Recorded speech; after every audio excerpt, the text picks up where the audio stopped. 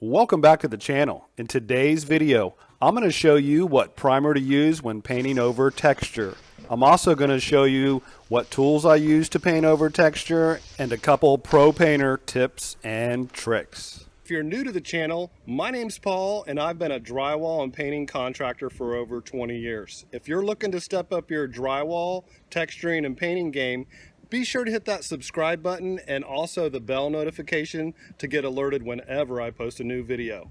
Let's get into this video. All right, let the skip trowel dry overnight. I'm gonna do a Zinsser 123 latex stain blocking primer and then top coat it with the Richards paint. So getting ready to prime. Got this Zinsser 123. Zinsser 123 is available at your favorite paint or big box store. That's what I'm going to use. It's a stain blocking primer, one of the better primers I prefer to use on pretty much priming anything.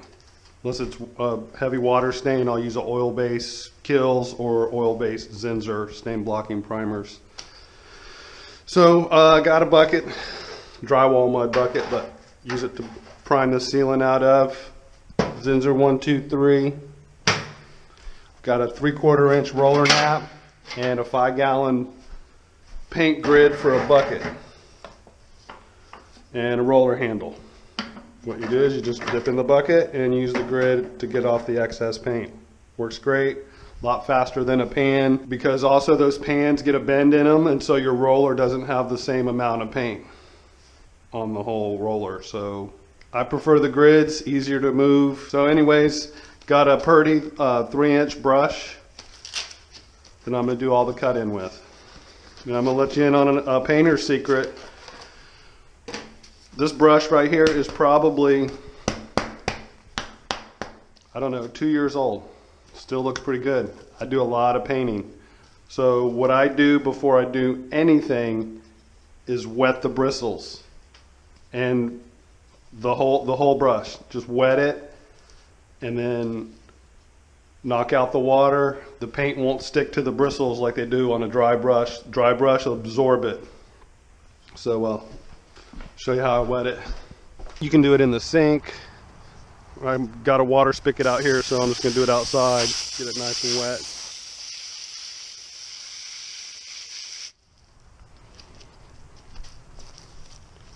What I do is I just knock it off on my shoe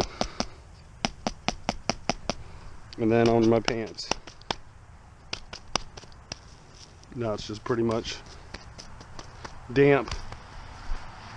I use the dab and tap method to get paint on my paintbrush. So what you want to do before you do any caulking on the ceiling is prime. That way the caulk has a good adhesion on the new mud work from Skim Coating and the new skip trowel texture. I'll leave a link to that video playlist in the YouTube card above. Now if we were painting the walls, I'd already ran the caulk bead.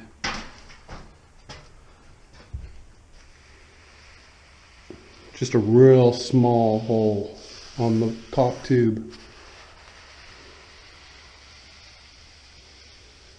You want to get it as close as possible. Let me know in the comments if you're a DIYer, a contractor, painter, handyman. Just kind of curious. Then once you're done cutting in the ceiling, you want to drop back and start rolling out the rest of the ceiling. I'm using a 36-inch roller extension pole and a 3/4 inch roller nap to get good coverage over this skip trowel texture. Of course, it's going to dry flat. If you watch this whole video, leave a hashtag drywall tube in the comment. That way I know who's watching these videos. And if you want to step up your drywall, texturing, or painting game, be sure to hit that round icon in the middle of the screen now to keep up with all my latest videos. If you've got a friend that's a contractor or DIYer, be sure to share this video with them on Facebook or Twitter. Thanks so much for watching.